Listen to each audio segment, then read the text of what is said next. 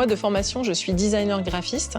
À travers ce projet du lieu inspiré, j'ai dû apprendre à faire beaucoup d'autres choses parce que je dirige le lieu. Et ce qui me plaît vraiment depuis le démarrage de ce projet, c'est le travail en équipe. C'est un projet porté avec plusieurs personnes. Ça, c'est vraiment chouette. Moi, j'aime beaucoup le contact avec les enfants. J'aime beaucoup les accueillir sur le lieu avec leurs parents.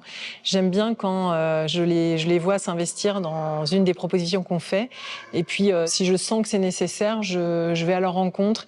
Et puis, si le public le permet, c'est-à-dire si on n'a pas trop de monde, j'aime bien aussi leur proposer une création vraiment personnelle, c'est-à-dire fabriquer un petit carnet ou leur sortir du matériel. J'essaie de sentir en fait ce que chaque enfant a envie de faire, où est-ce qu'il en est. Il y en a qui ont vraiment envie d'être tranquilles et qui avancent dans leur découverte, dans leur exploration de manière hyper autonome.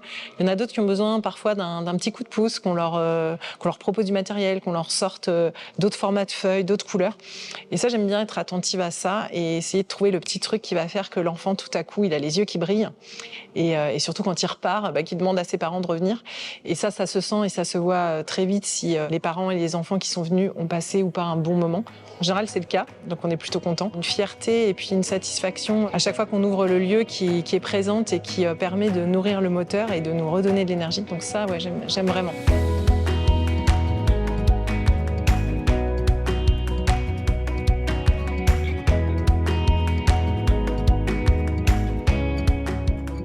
Alors au lieu inspiré, c'est vrai qu'on invite pas mal les enfants à dessiner, mais on n'est pas dans une recherche de résultats. Déjà, il y a des petits qui sont au stade des formes abstraites, et ça nous paraît aussi très intéressant. Et puis il y a des enfants qui n'ont pas forcément envie d'aller vers le dessin parfait, et ça c'est tant mieux parce que nous, ce qu'on recherche, c'est le plaisir du geste en fait. Quand on propose des dessins avec de la craie grasse, avec de la peinture, si les traits partent vers quelque chose qui est complètement fouillis et abstrait, ça nous va aussi bien. Mais c'est vrai que parfois, sur les murs, notamment dans l'espace gommette rouge, moi je trouve qu'il y a des petites perles, des dessins qui ont, je sais pas, une puissance graphique, un trait particulier. C'est pas forcément les dessins les mieux réalisés où les petits bonshommes ont des proportions parfaites.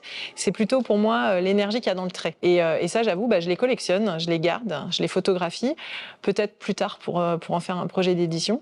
C'est vrai qu'au lieu inspiré, il n'y a pas beaucoup de gomme, par exemple. On en a quelques-unes qu'on cache et qu'on sort quand vraiment les enfants nous les demandent. Mais moi, j'aime bien qu'il y ait aussi des dessins avec des ratures. Je trouve que ça les rend plus intéressants. Ça raconte une histoire aussi des tentatives de traits de l'enfant. Voilà, donc, oui, il y a beaucoup de dessins derrière nous sur les murs, mais il y en a aussi beaucoup qu'on garde et qu'on exploitera, qu'on retransformera peut-être en livre dans les semaines qui viennent.